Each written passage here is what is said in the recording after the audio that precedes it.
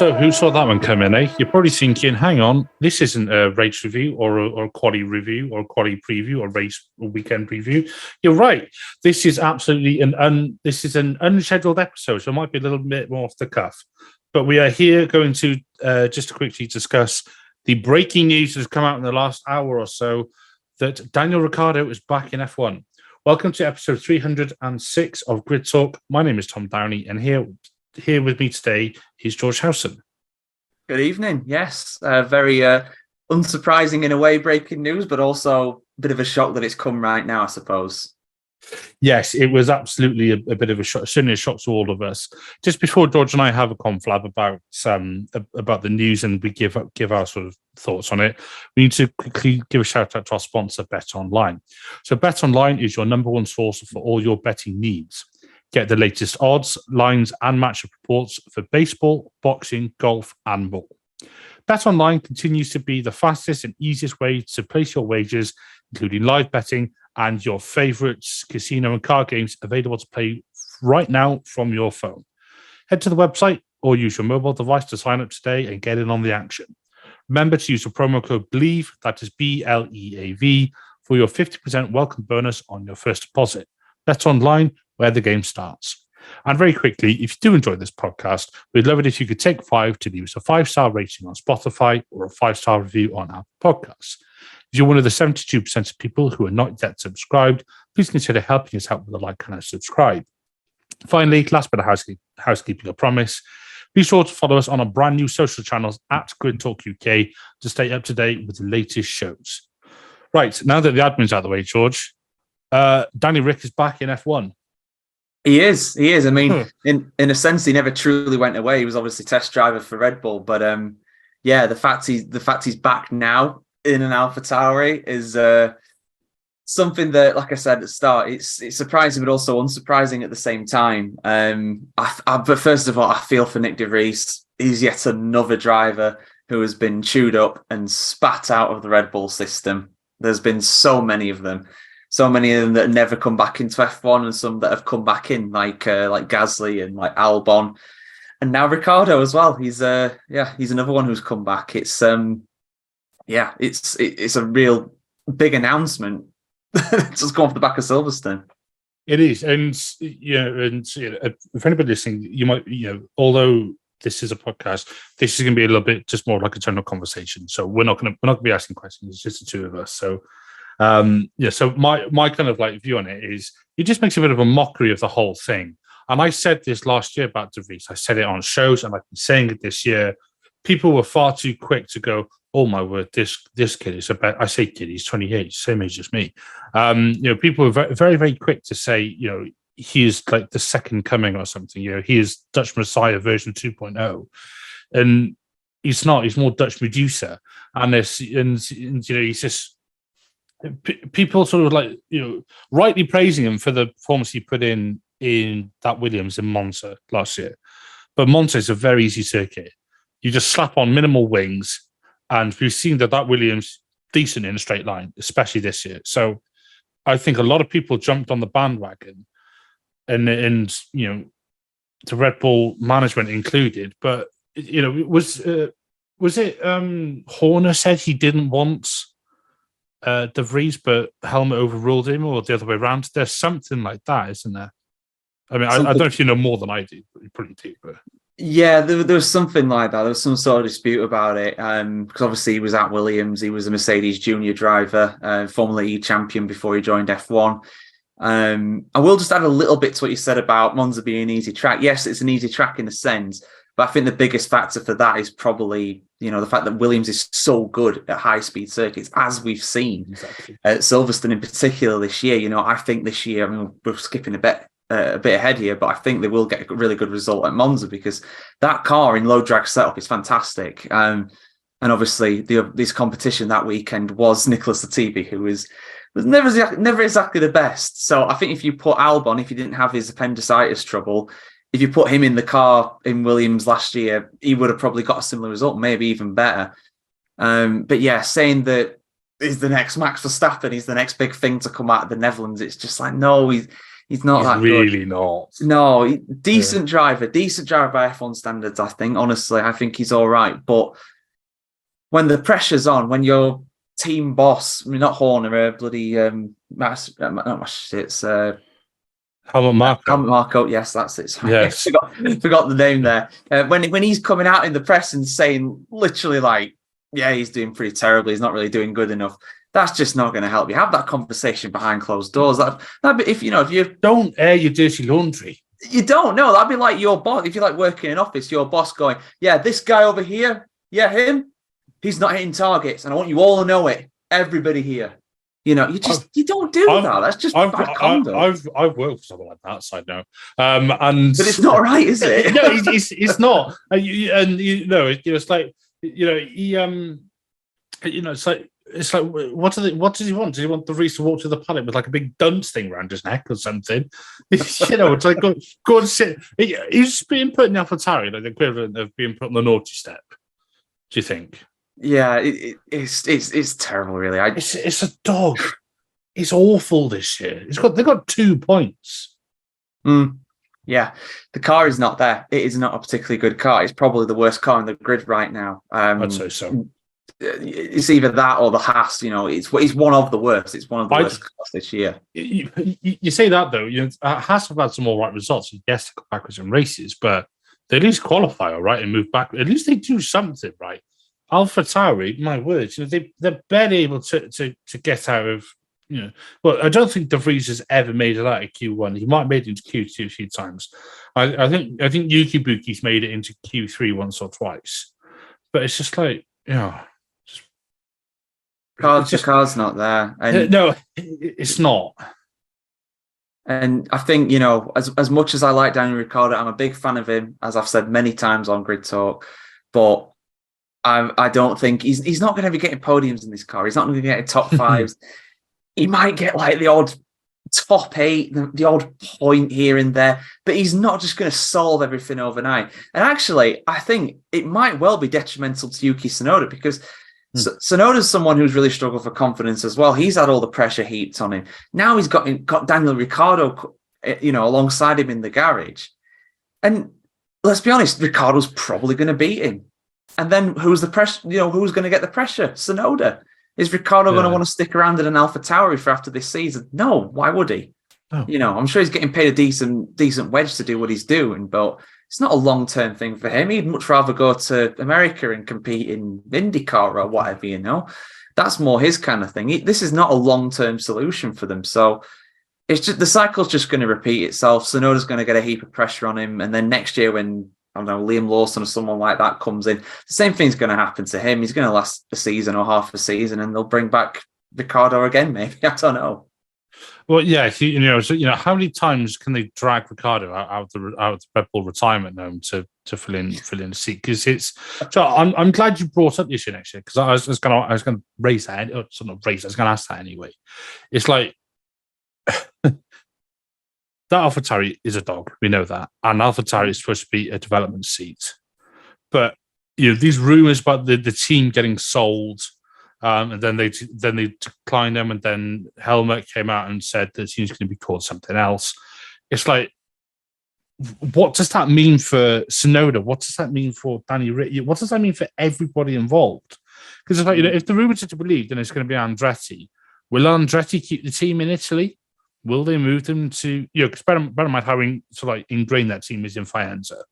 It's like, will they move them to the UK? Will they move them to America? If they're going to be a full American outfit.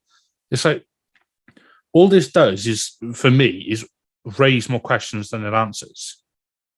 Yeah, definitely. There's a lot more questions being raised by this. I mean, you have to take it with a pinch of salt at the end of the day because the plan for Andretti's changed so much. They've tried to come in as their own independent thing, and people like Toto Wolff. And I was in the press conference with Toto Wolff this weekend, just gone, and he basically said that we're not going to have an 11th team in F1. It's just not happening.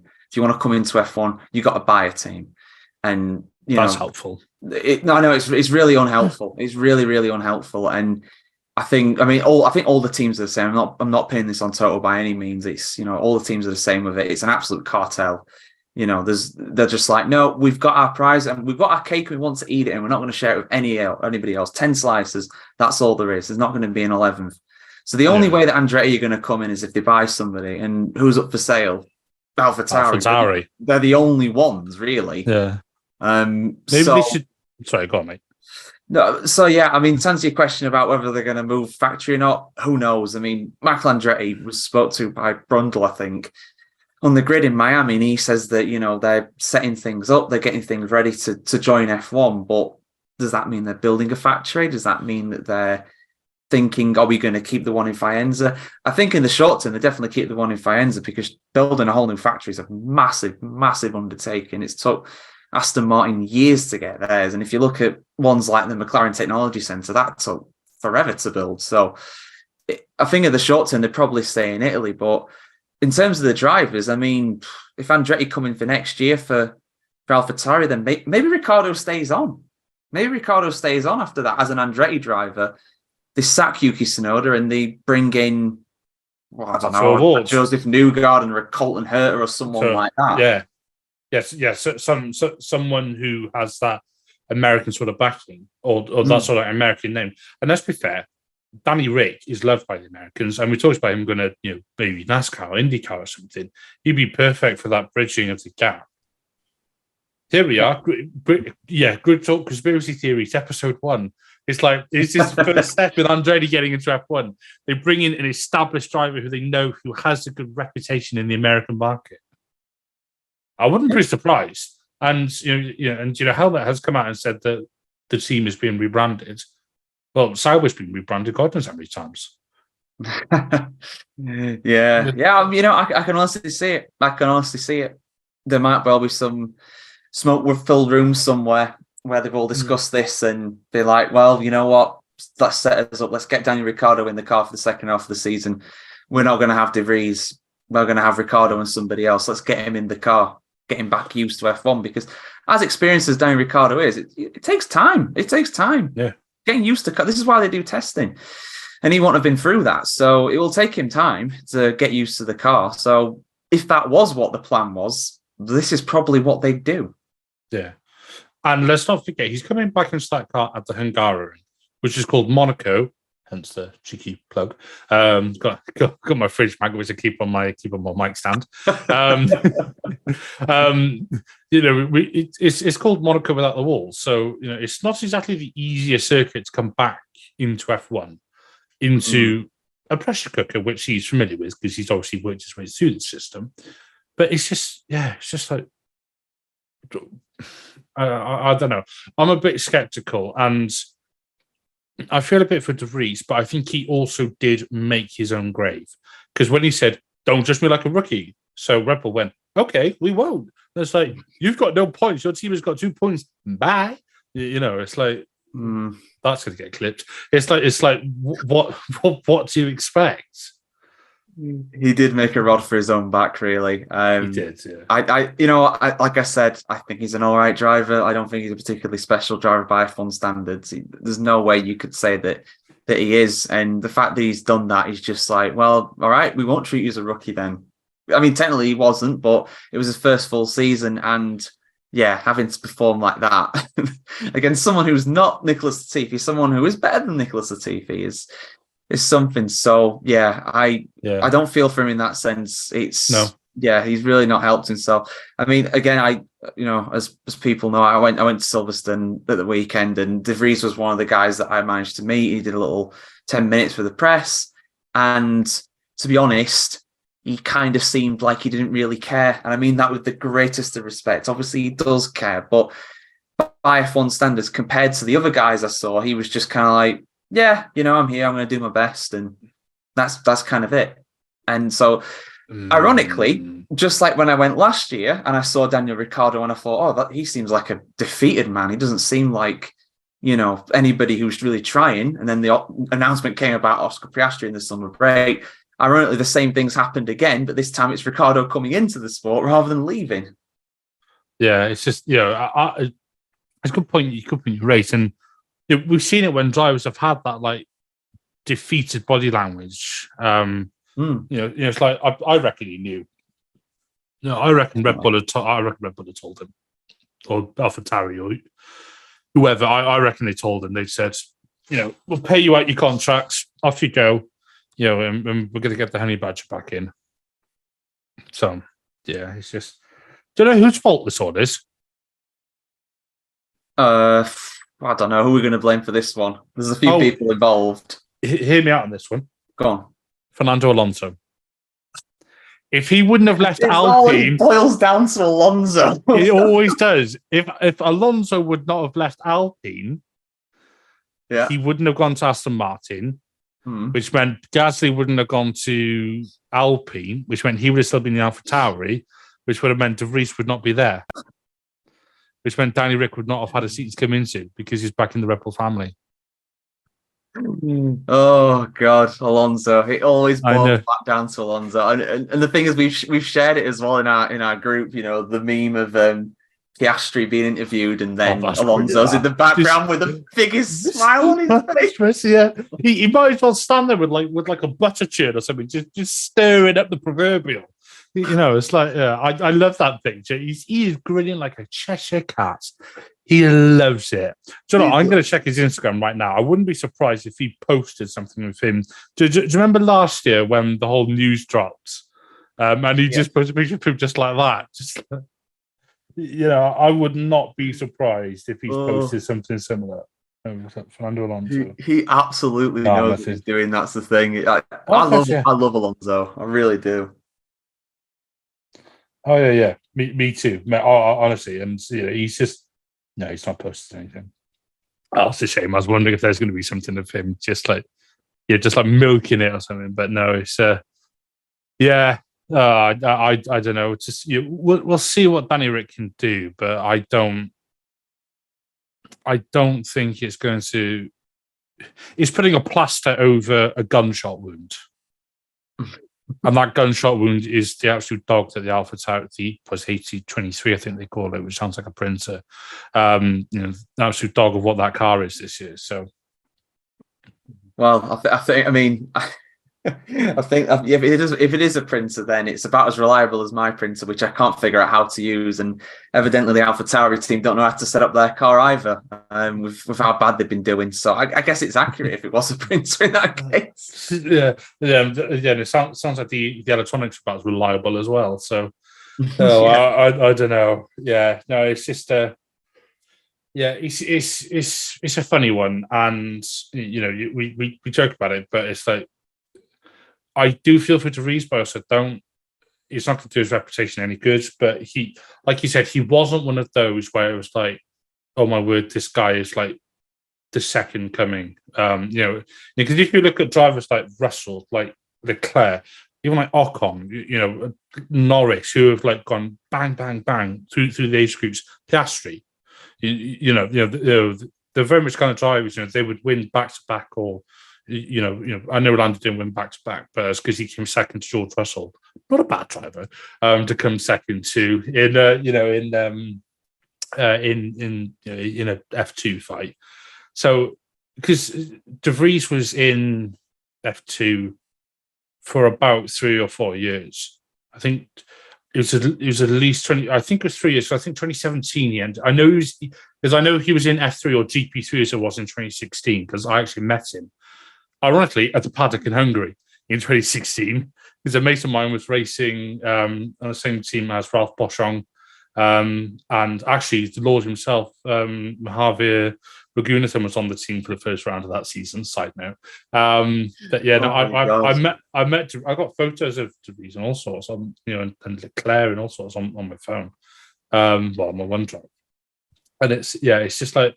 He was never one of those ones where you looked at it and it was like, this guy is going to go there. Because even back then, when I was in the GP3 and GP2 paddock, people were like they were trying to get to Leclerc to ask some questions.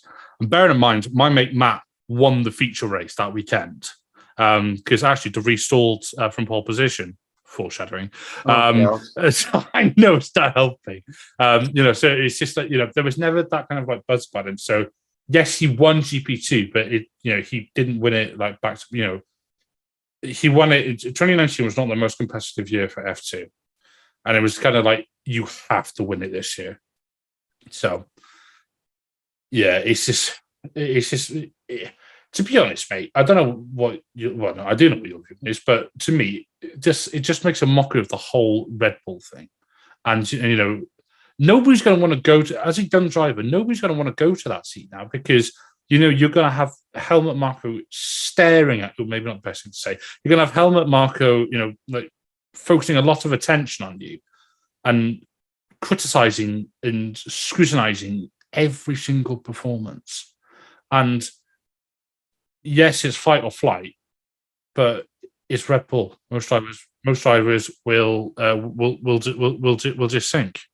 So yeah, I don't know. Have you got any final thoughts before we wrap up this rather brisk episode?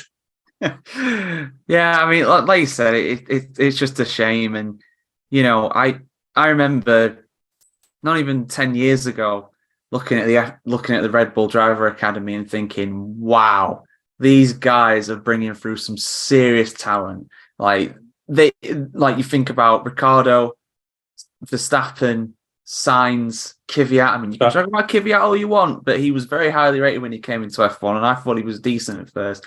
Another one who's just been crushed by Red Bull. And, they were the absolute envy of the paddock in terms of the talent they had. They didn't have enough. They had 4 seats, which is 2 more than any other team, and didn't have enough seats.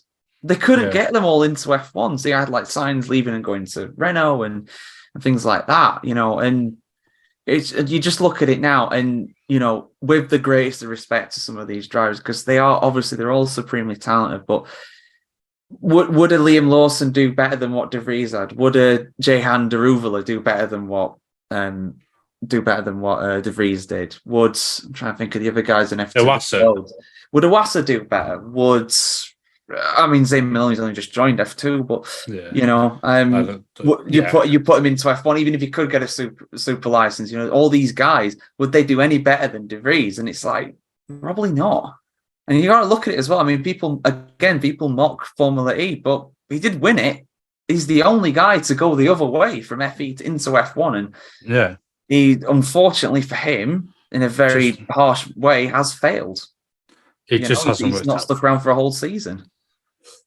Yeah, and it's harsh, but F1 is the pinnacle of motorsport for a reason, and that's it. And unfortunately, the environment combines with the car and the team principal and I think calling Helmut Marko an advisor is pushing it. Speaking of pushing it, did you see him almost chin that reporter when he was trying to get to the podium on Sunday? No, I didn't actually. yeah. So there was a photographer standing in Helmut's way, and when it panned to when it shows pictures or footage of the mechanics, there was, I need to find it on the replay, but there was a shot of Helmut sort of like it looked like he was about to just like knock him out or something. This reporter wouldn't get out of the way. And Helmut, just let him through, man. So it was quite amusing, but yeah.